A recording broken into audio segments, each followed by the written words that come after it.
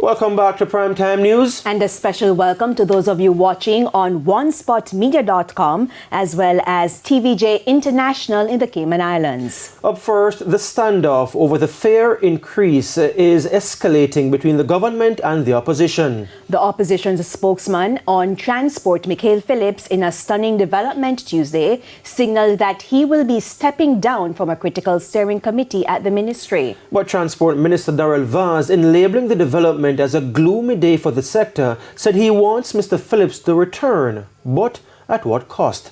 Jamaica Maitland was at a press conference this evening where the issues were discussed. Now, according to the Minister of Transport, Darrell Vaz, he says he wants Michael Phillips to rethink his position as it relates to withdrawing from the Transport Committee. And the Minister also says he doesn't mind apologizing to Michael Phillips if he found out what he said was incorrect.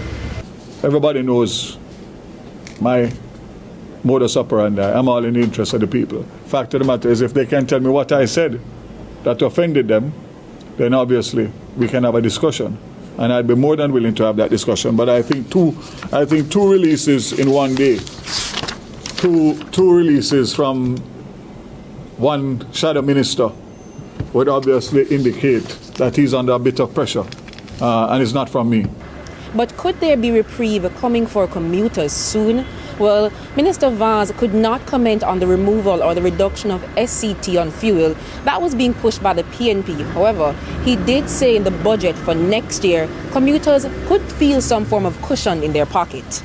Come March next year, when the budget is finalized and the announcements are made in relation to how it is, this will impact and how we can cushion those vulnerable persons who are taking the public transportation system. So there's method.